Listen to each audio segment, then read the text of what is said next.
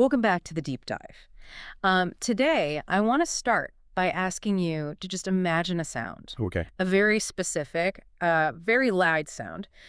Imagine you are standing right in the middle of a massive city. You're right next to a huge construction site. Right. You hear the jackhammers, the diesel engines of the excavators, the shouting, the beeping of the cranes backing up. It is completely deafening, and it is the sound of progress. Yeah, it's the sound of money being spent. Exactly. Money being spent, skylines being changed. It's organized chaos. Very organized, usually. Usually. But now, I want you to imagine that sound, it just stops instantly. Oh, wow. Total silence. The gates are locked. The cranes are still. They're just swinging in the wind. The workers are completely gone. That is a terrifying thought for a developer. Right. That silence is probably the most expensive sound in the world for a real estate developer. And usually when that happens, when a site goes dead, it's not because they, ran out of steel beams. No. And it's not because a hurricane hit or something. No, usually it's because of a piece of paper. Or, well, the lack of one. Which brings us to the document that we are doing our deep dive on today. I'm looking at it right now. It is technically titled E2.12 Permitting Requirements. Yes. Revision 801. Revision 001. And I have to be completely honest with you. When I first looked at the source material, my eyes just sort of glazed over. I don't blame you. It looks like the driest, most bureaucratic template for a construction contract you could possibly imagine. I mean, it's got revision numbers, placeholders for logos. It just screams boring paperwork. Oh, it absolutely looks boring.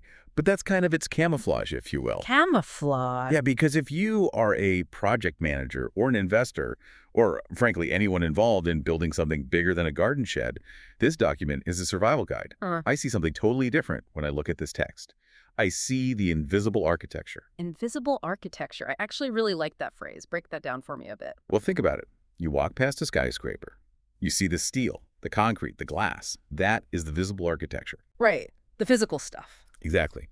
But the permits, the licenses, the regulatory approvals, the environmental impact assessments, that is the invisible structure holding the whole thing up. If you ignore this document, E2.12, the visible building either doesn't get built at all, or worse, you build it halfway, and then the government comes in and tears it down. Or they fine you into bankruptcy because you, filed a notification in the wrong language 6 months ago. So our mission today is to decode this invisible structure. We are going to look at the rules of engagement between a client who the document calls the employer, the one actually paying the bills, and the builder, the contractor, the one pouring the concrete. We need to figure out who is actually responsible when the police show up to shut down the site, who pays for all this bureaucracy, and why this specific document seems to be absolutely obsessed with the local language. It is obsessed, and for very good reason. You have to remember, this is an employer requirement document. It's the client telling the builder, here's exactly how you must behave regarding the law if you want to take my money. Okay, so let's start with the basics. The great divide of responsibility. Because I think most people, and myself included, assume that when you hire a massive construction firm to build a factory or a skyscraper, you just hand them the keys and say, call me when it's done. Yeah, that's a common misconception. But this document suggests a much messier, much more specific reality than that. It's much more adversarial than call me when it's done. The first thing we really have to establish is who holds the keys to the kingdom. In the industry, and in this document specifically, we look at what's called the Big Three. The Big Three permits. Correct. If you look at Section 2 of the text, the employer, the client, holds on to three specific massive permits. First, the building permit. Obviously, you need legal permission to build the structure itself. Second, the environmental permit. And third, the operations permit. The operations permit, that's the right to actually turn the lights on and use the factory or the office at the end, right? Exactly. It's the license to operate. Now, pause for a second. Why do you think the client keeps those three specifically and gives everything else to the contractor? Well, I assume because it's their land. Like, it's their asset. If I'm building a house, I'm the one who applies for the zoning, right? I don't make the plumber do it. That's a big part of it. The client is basically saying, I own the land. I own the right to exist here.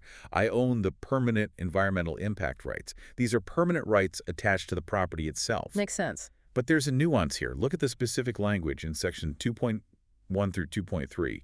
It says these are permits obtained or to be obtained by the employer. Obtained or to be obtained. That sounds like a little bit of wiggle room to me. It's a warning shot is what it is. Yeah. It means I might have them already, or I might still be working on them while you start digging. Oh, wow. Yeah.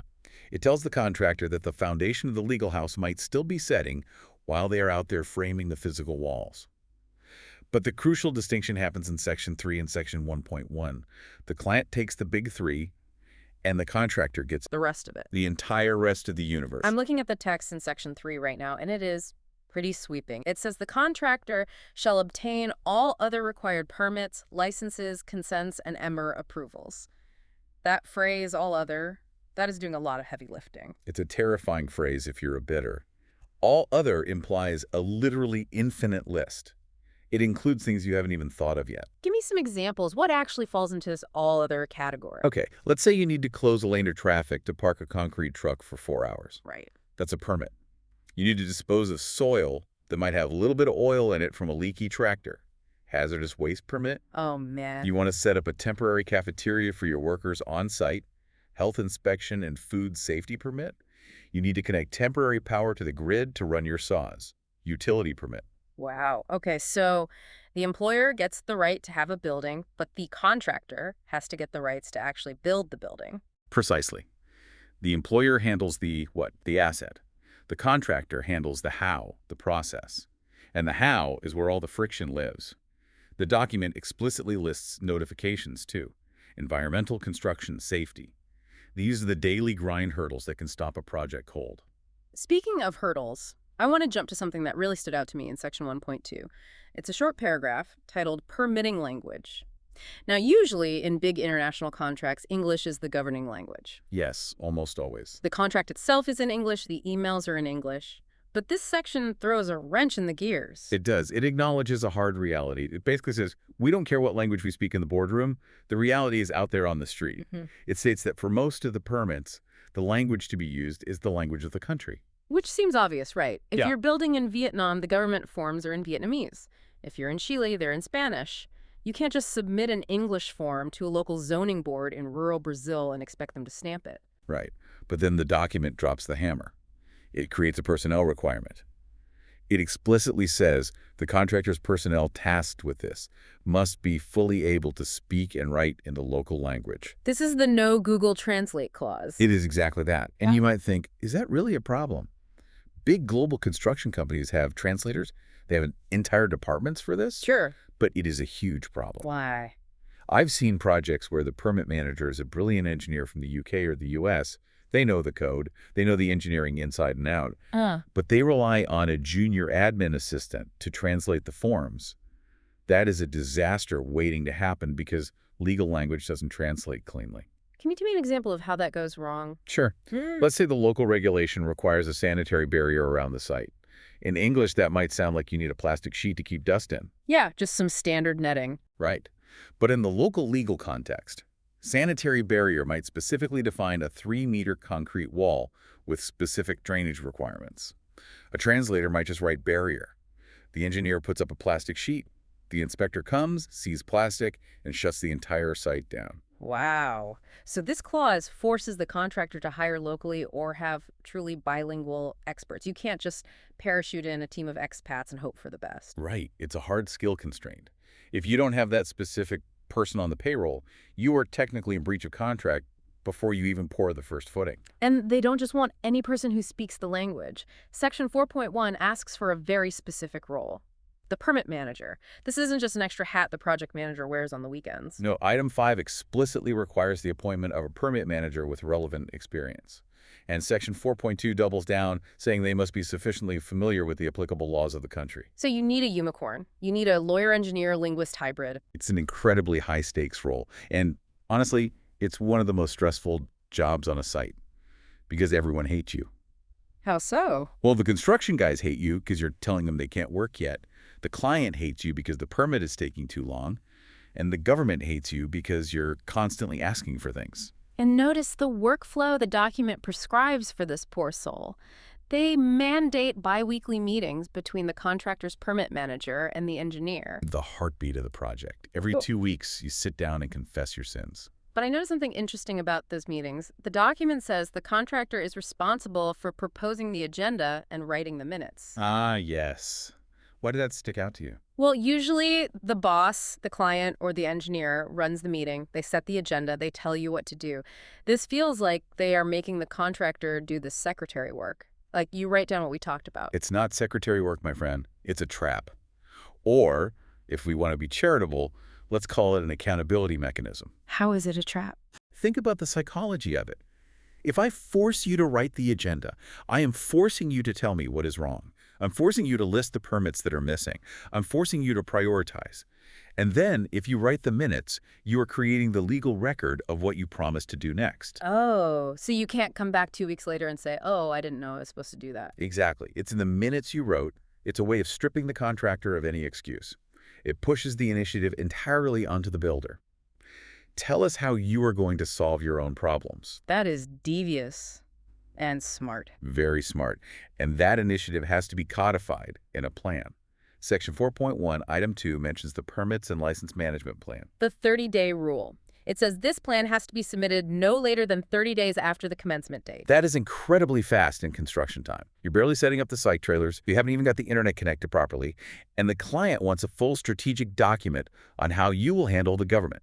It needs organization charts, activity planning, communication roles, and permit change management. Change management is huge because the rules always change mid-game, right? Always. A new mayor gets elected. A new environmental regulation passes. Suddenly, the noise limit drops by 10 decibels. If you don't have a protocol for that, you panic. But the plan is really just the strategy. It's a document that sits in a binder.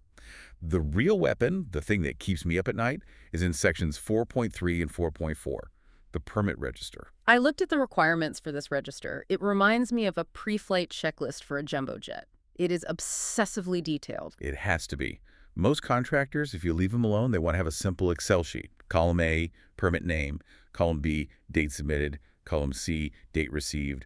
Green means go. Red means stop. Simple, clean. And completely useless for compliance. This document explicitly bans that approach. It says the register needs a listing of all requirements in full text. In full text. That is the killer clause. Explain why that matters. Why can't I just say environmental permit approved? Okay, let's play this out. Let's say the employer gets the environmental permit. It's a 50-page document full of dense legalese, stamped by the Ministry of Environment. Somewhere on page 34, paragraph 4, subsection C, it says, no heavy machinery operation between 10:20 p.m. and 6:00 a.m. Okay, standard noise ordinance. Right. If you just list environmental permit received in your spreadsheet, nobody sees that rule. The permit manager files the document in a cabinet. The night shift foreman, who has never seen the permit, starts the crane at 11:00 p.m. And then the police come. The police come, the neighbors complain, the site gets shut down, and the client screams at you. The full text requirement forces the contractor to actually read the 50 pages, extract that specific sentence about the 10:00 p.m. curfew, and copy-paste it into the register as a line item. It turns a legal document into a literal to-do list. Exactly. It extracts conditions. The register must have columns for origin, action to be taken, to be prepared by, to be submitted by, and crucially, reference of fulfillment. Reference of fulfillment. So you have to prove you actually did it. You have to link to the evidence.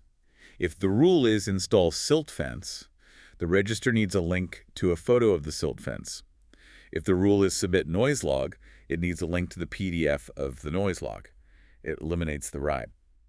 I thought we did that conversation. There's also a requirement for a deviation register. That's the audit trail. If you have to deviate from the permit, say you need to work at night for an emergency safety reason, you have to log that deviation. You record the consultation with the government agency. If you call the water department and say, hey, we hit a pipe, you write down the date, the time, and who you spoke to. It feels like this document is trying to eliminate the phrase, I didn't know. That is exactly the goal. I didn't know is not an acceptable defense in court, and E2.12 makes sure it's not an acceptable defense on the job site either. And it's not just hidden on a hard drive somewhere. The text says this register must be always accessible to the engineer and employer personnel. Transparency. The client wants to be able to log in at any given moment and see the pulse of the project. Are we compliant, or are we about to be fined? It's about trust, but verified trust.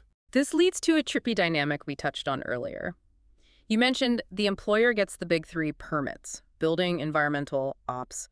But Section 4.1, Item 3 says the contractor is responsible for compliance with requirements stated in permits obtained by the employer. This is a classic gotcha. It definitely feels like one. The employer applies for the permit, but the contractor takes the fall if the rules are broken. Think of it like a rental car. The rental company owns the car.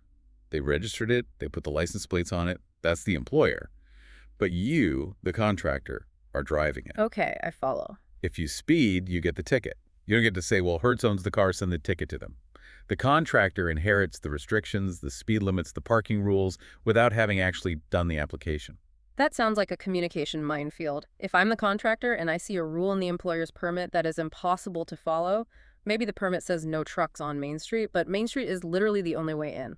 What do I do? Can I just call the government and ask for a waiver? You can call them, but you better be careful. Section 4.2 is very specific about this.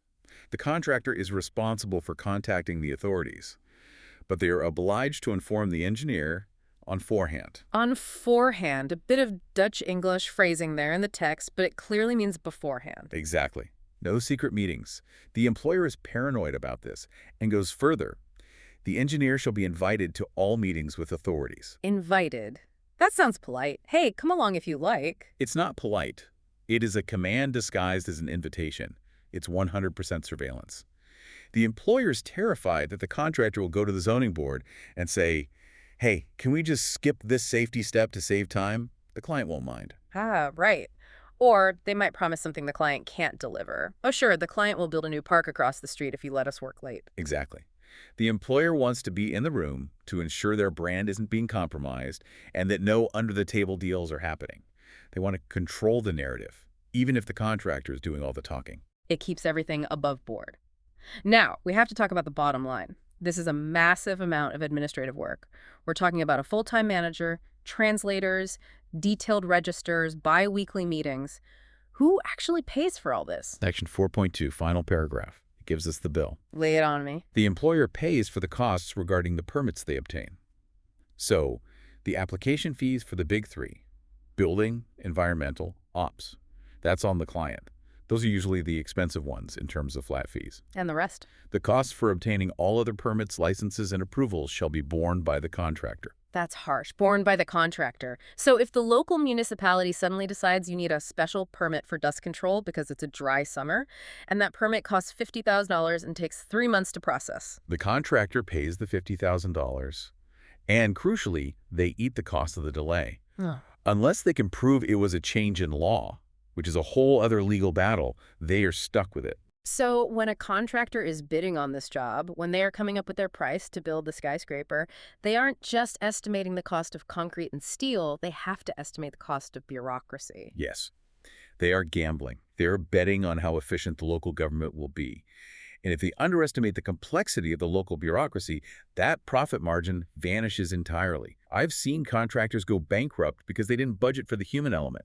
The delays, the meetings, the translations, the person they have to hire to literally stand in line at the city hall for 6 hours a day. It's a hidden tax on the project. It is. And E2.12 is the document that makes that tax explicit. So let's zoom out a bit. We've been in the weeds of Section 4.2 and Section 3, but when we step back and look at E2.12 as a whole, what are we really looking at? Is it just a list of rules? It's a risk transfer mechanism. That's the cynical but accurate view. The employer is saying, I want a building.